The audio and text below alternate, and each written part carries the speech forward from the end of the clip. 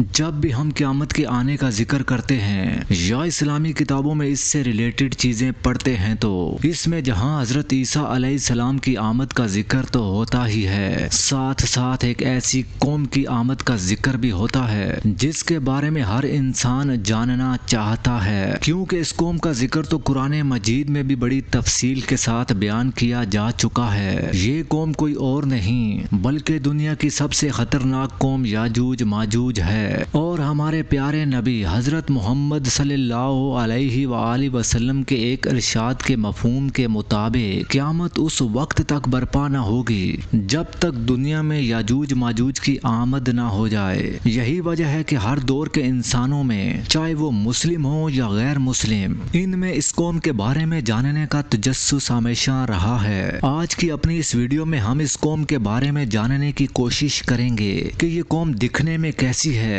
اس قوم کو کب، کیوں اور کیسے قید کیا گیا تھا، اور وہ جگہ جہاں اس قوم کو قید کیا گیا تھا وہ آج کی تاریخ میں دنیا کے کس کونے میں اور کون سے ملک میں ہے۔ اس سب کے ساتھ ساتھ آج کی اپنی اس ویڈیو میں ہم یہ بھی جانیں گے کہ اس قوم کی آمد کے ساتھ اللہ تعالیٰ وہ کون سی 6 چیزیں اس دنیا سے اٹھا لے گا جن کے اس دنیا سے اٹھا لینے کے ساتھ ہی دنیا سے تمام برکتیں ختم ہو جائیں گی، اور ان 5 دریاؤں کے بارے میں جاننے کی کوشش بھی کریں گے جنہیں اللہ تعالیٰ نے جنت سے جاری فرمایا ہے، اور جبرائیل کے ذریعے ان دریاؤں کے پانی کو پہاڑوں میں امانت کے طور پر رکھا ہے۔ یہ سب جاننے سے پہلے ہم اس انسان کے بارے میں جانیں گے جس انسان نے اس قوم یعنی یاجوج ماجوج کو دیوار کے پیچھے قید کیا تھا۔ اس انسان کا نام تھا حضرت ذوالقرنین۔ ذوالقرنین کوئی اللہ کے بھیجے گئے نبی تو نہ تھے بلکہ ایک مسلم بادشاہ تھے،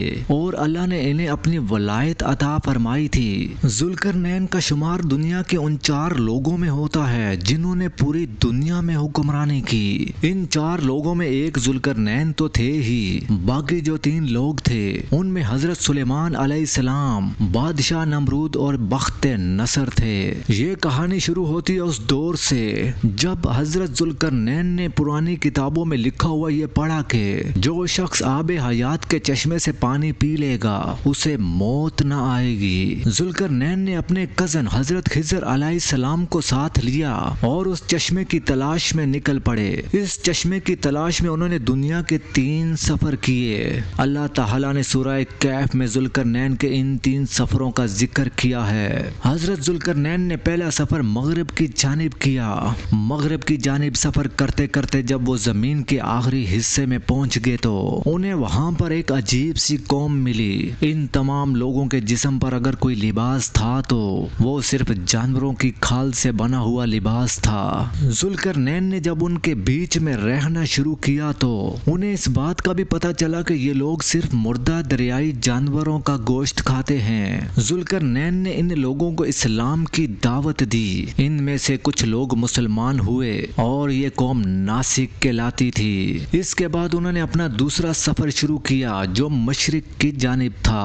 اس سفر کے دوران انہیں ایسی مخلوق ملی جس کے پاس کوئی عمارت یا مکان نہیں تھا بلکہ سورج طلوع ہوتے ہی یہ لوگ غاروں میں چلے جاتے، اور جب سورج غروب ہوتا تو یہ لوگ غاروں سے باہر نکلتے، اپنی خوراک کا انتظام کرتے۔ ذوالقرنین نے ان کو بھی اسلام کی دعوت دی مگر ان میں بھی کچھ لوگ ایمان لے آئے اور جو نہ لا سکے وہ ان سے جنگ کرنا شروع ہو گئے۔ یہ قوم منسک کہلاتی تھی۔ اب ہم ذوالقرنین کے تیسرے سفر کی جانب آتے ہیں جو ہماری ویڈیو کا ٹاپک بھی ہے اور انتہائی انٹرسٹڈ بھی۔ یہ سفر انہوں نے شمال کی جانب کیا۔ اس سفر کے دوران ذوالقرنین 2 پہاڑوں کے درمیان میں پہنچ گئے۔ وہاں کے رہنے والے لوگ جو زبان بولتے تھے وہ ایک عجیب سی زبان تھی جسے سمجھنا ذوالقرنین کے لیے بے حد مشکل تھا۔ جب زبان سمجھ میں نہ آئی تو ذوالقرنین نے اشاروں کی زبان سے ہی ان کے ساتھ بات کرنا شروع کر دی۔ ان لوگوں نے ذوالقرنین کو بتایا کہ ہمارے پاس میں جو آبادی ہے اس کے لوگ بہت ظالم اور فسادی ہیں، وہ ہمارے گاؤں میں آتے ہیں، ہماری فصلیں تباہ کرتے ہیں، مال برباد کرتے ہیں اور سب کچھ لوٹ کر لے جاتے ہیں۔ آپ ہمیں ان لوگوں سے بچائیں، اگر آپ ہمیں ان لوگوں سے بچائیں گے تو بدلے میں ہم آپ کو مال اور دولت بھی دیں گے۔ تو حضرت ذوالقرنین نے ان سے کہا میرے پاس اللہ کا دیا بہت کچھ ہے، مجھے تمہارے مال کی ضرورت نہیں، مگر تم لوگ فزیکلی یعنی اپنی جسمانی طاقت کے ذریعے میری ہیلپ کرو۔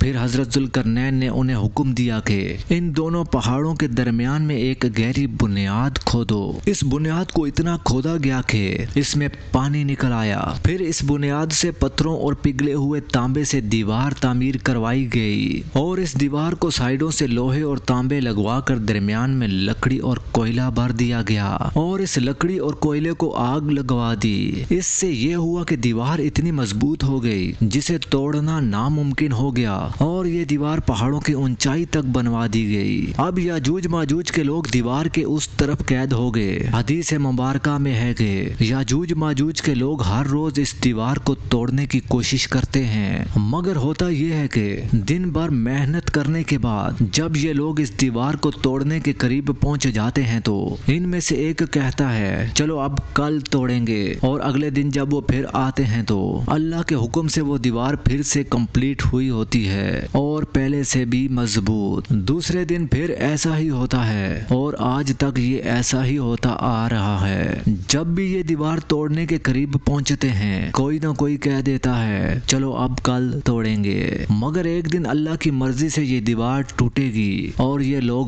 باہر نکلیں گے۔ ہوگا کچھ ایسا کہ آخری دن جب یہ دیوار توڑیں گے تو ان میں سے ایک کہے گا انشاءاللہ اسے ہم کل توڑیں گے، اور جب یہ اگلے دن آئیں گے تو انشاءاللہ کی برکت سے یہ دیوار وہیں تک ہوگی جہاں تک یہ چھوڑ کر گئے تھے۔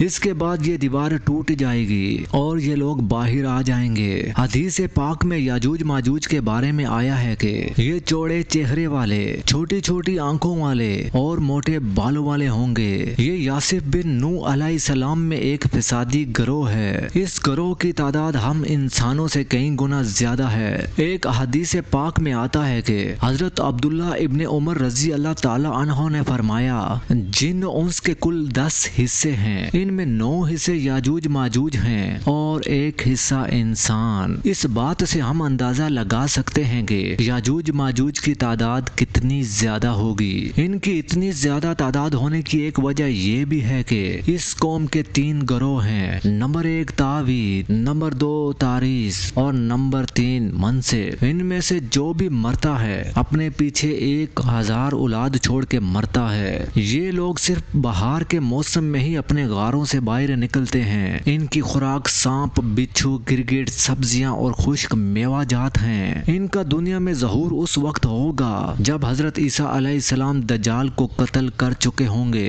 حضرت عیسیٰ علیہ السلام کو حکم ہوگا کہ اپنے لوگوں کو لے کر کوہ طور پر چلے جائیں، کیونکہ اب ایسے لوگ ظاہر ہونے والے ہیں جن کا مقابلہ کرنے کی ہمت کسی میں بھی نہیں۔ پھر یاجوج ماجوج کا ظہور ہوگا۔ ان کے دنیا میں ظاہر ہونے کے ساتھ ہی دنیا میں فساد برپا ہو جائے گا۔ یہ تعداد میں اتنے زیادہ ہوں گے کہ آپ ان کی تعداد کا اندازہ اس بات سے بھی لگا سکتے ہیں کہ جب ان کا پہلا گروہ 10 میل لمبے سمندر بحیرہ تبریہ سے گزرے گا تو یہ اس کا پانی پی کر اسے اس طرح سکھا دے گا کہ جب دوسرا گروہ آئے گا تو وہ حیران ہو کر کہے گا یہاں پر تو کبھی پانی تھا ہی نہیں۔ حضرت عباس رضی اللہ تعالی عنہ نے فرمایا کہ اللہ تعالی نے 5 نہروں کو جنت سے جاری فرمایا ہے، نمبر 1 جہول، نمبر 2 سہول، نمبر 3 دجلہ، نمبر 4 فرات اور نمبر 5 دریائے نیل۔ یہ 5 دریا ایک ہی چشمے سے جاری ہوئے ہیں۔ اللہ تعالی نے حضرت جبرائیل کے ذریعے اس چشمے کو پہاڑوں کے اندر امانت کے طور پر رکھا ہے اور پہاڑوں سے ان نہروں کو جاری فرمایا ہے جس سے دنیا ہر طرح کے فوائد حاصل کر رہی ہے۔ جب یاجوج ماجوج کے نکلنے کا وقت آئے گا تو اللہ تعالی جبرائیل علیہ السلام کو زمین پر بھیجے گا اور 6 چیزوں کو آسمان پر اٹھا لے گا۔ نمبر 1 قرآن مجید، نمبر 2 تمام علوم، نمبر 3 حجرہ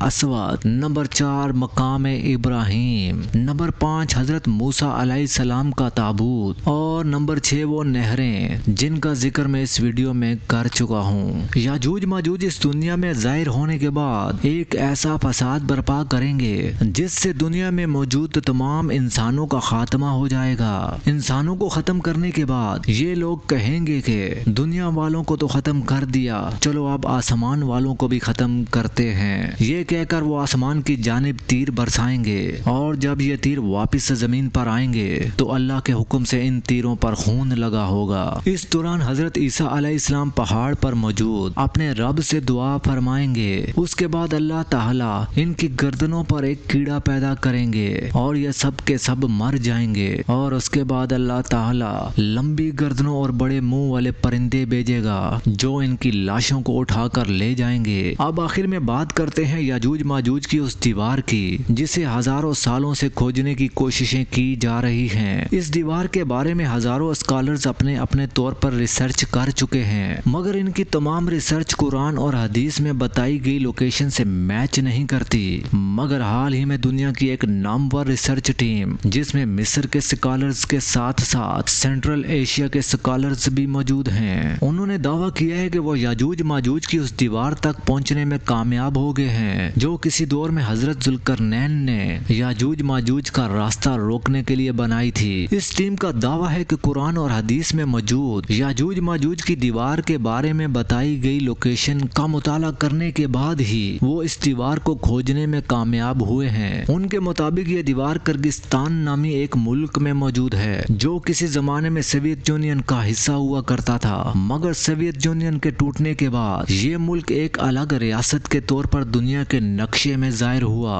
اور وہ یہ بھی بتاتے ہیں کہ اس دیوار کو ڈھونڈنے میں انہیں 1.5 سال یعنی 1 سال 6 ماہ کا عرصہ لگا۔ اس دوران اس ٹیم نے اپنے کئی اسکالرز بھی کھو دیے جو سخت موسم اور بے رحم راستوں کی وجہ سے اس دنیا سے رخصت ہوئے۔ یہ ٹیم جب قرآن اور حدیث میں بتائی گئی لوکیشن کے مطابق کرگستان کے اس علاقے میں پہنچی جہاں یہ دیوار موجود ہے تو انہوں نے دیکھا کہ 2 پہاڑوں کے بیچ میں ایک راستہ بنا ہوا ہے، اور یہ راستہ قدرتی نہیں بلکہ انسانوں کا بنایا ہوا ہے۔ ان کے مطابق انہوں نے جب اس راستے کے ارد گرد پڑے پتھروں پر ریسرچ کی تو پتہ چلا یہ راستہ جو ایک دیوار نما ہے، میٹل یعنی لوہے اور تانبے کو پگھلا کر بنایا گیا ہے۔ مگر سب سے حیرانگی کی بات یہ تھی کہ جس علاقے میں یہ دیوار موجود ہے وہاں دور دور تک آبادی کا نام و نشان نہیں۔ اب سوال یہ ہے کہ اگر آبادی ہی نہیں تو پھر اس دیوار کو بنایا ہی کیوں گیا تھا؟ دوسرا یہ کہ اگر آپ کو اس راستے یعنی اس دیوار تک پہنچنا ہے تو آپ صرف ہیلی کاپٹر کا استعمال کر سکتے ہیں، کیونکہ وہاں نہ تو آپ پیدل چل کر جا سکتے ہیں، نہ گاڑی میں، اور نہ ہی کسی جانور کی سواری پر وہاں پہنچا جا سکتا ہے۔ یہ لوگ بھی وہاں اپنے ہیلی کاپٹر کے ذریعے ہی پہنچے تھے۔ ان لوگوں کا اس پر مزید کہنا تھا کہ ان کا ہیلی کاپٹر یعنی اس دیوار پر جب لینڈ کرنے لگا تو